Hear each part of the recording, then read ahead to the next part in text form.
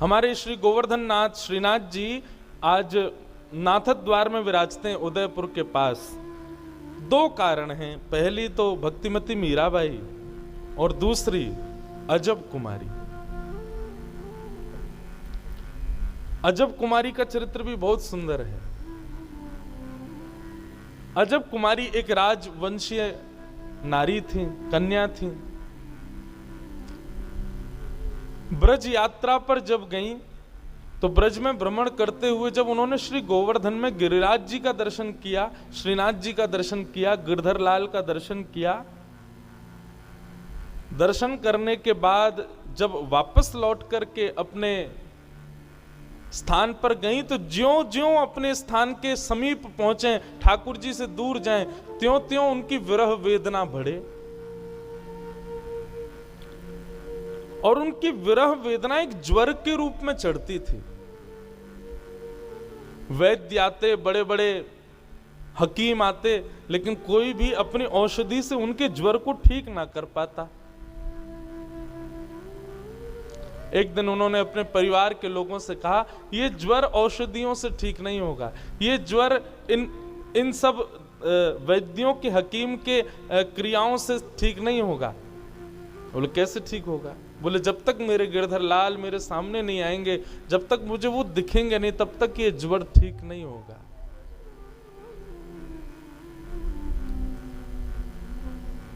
उनके पिता आदि जो राजवंशी थे, सबने कहा देखो हम तुमको दर्शन करने भेज देंगे, लेकिन सदा के लिए तुम ब्रज में रहो, ये आज्ञा तो हम नहीं देंगे।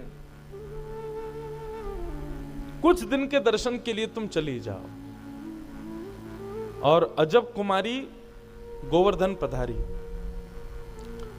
और गोवर्धन आकर के वहां ठाकुर जी का दर्शन करती, 8 याम दर्शन करती, 8 बार दर्शन करती ठाकुर जी की, सुबह मंगला से रात्रि शयन तक।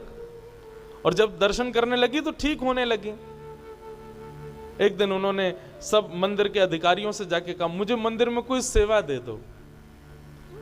आप सब सेवा करते हैं, कोई रसोई घर की, कोई कहीं की, कोई मुझे भी कोई सेवा दो। तो मंदिर के अधिकारी जी ने कहा, देखो भाई सेवा में तो केवल पुरुष आते हैं, तुम देखती हो आरती भी पुरुष ही करते हैं, श्रृंगार भी पुरुष ही करते हैं, रसोई भी पुरुष ही बनाते हैं, सब पुरुष ही करते हैं। अब तुमको हम क्या सेवा दें? तुम अपने मन से, तुम्हारे भाव में कोई सेवा हो तो ठाकुर जी के दर्शनार्थी जहां खड़े होते हैं वहीं बैठ के तुम कोई सेवा कर दिया करो, गाने की, नाचने की, बजाने की, कोई भी जो तुमको भाए। तो अजब कुमारी जो थी वो ठाकुर जी के सामने खड़ी रहती, बोली क्या सेवा करूं, क्या सेवा करूं। तब उसके मन में क्या आया कि मैं एक राजकन्या हूं और राजाओं में चौसर बहुत बढ़िया खेला जाता है। उसको चौसर खेलना आता था, चौपड़। और वो क्या करती, ठाकुर जी के आगे दर्शनार्थियों में बैठ करके चौपड़ लगा देती और चौसर सजा करके एक बार तो स्वयं चलती और फिर ठाकुर जी की बारी भी स्वयं चलती। ये मेरी बारी है, ये ठाकुर जी की बारी है। वो इतनी योग्य थी खेलने में कि वो जीतती ही थी, उसकी जीत निश्चित होती थी।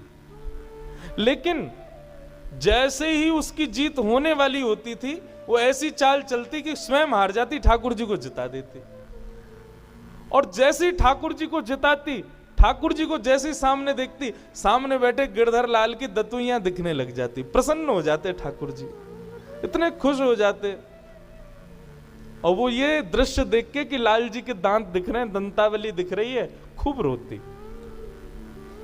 और रोज का उसका यही नियम कि अलग अलग ढंग से ठाकुर जी के संग चौसर खेलती, और चौसर खेलते खेलते जैसी जीतने वाली होती, जब जीतने वाली होती थी तब बीच में ठाकुर जी को जब देखती तो श्रीनाथ जी के पसीने आ जाते थे। बोले अब मैं हार जाऊंगा, अब मेरी हार एवे वाली है, ये तो जीत रही है।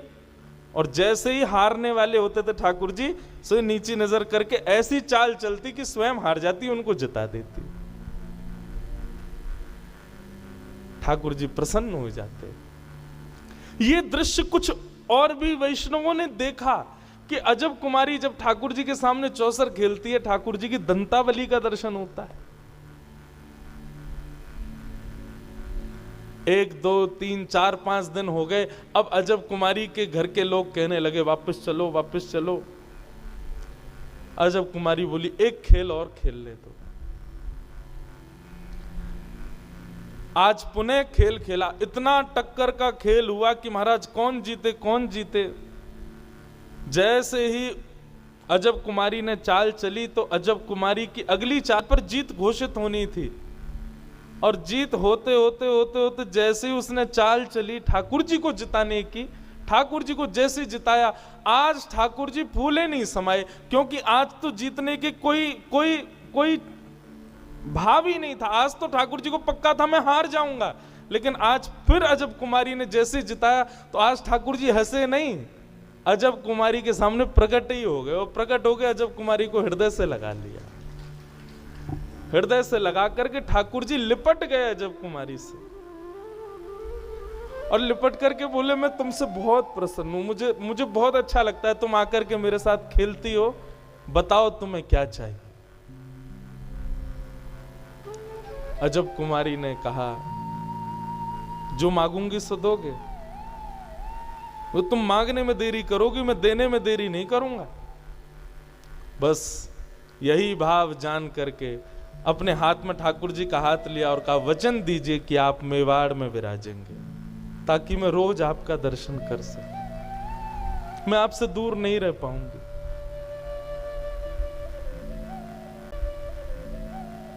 अपने अत्यंत प्रिय ब्रज को, जिसको ठाकुर जी एक पल भी बिसारते नहीं है, जिसको एक क्षण के लिए भी ठाकुर जी छोड़ते नहीं है।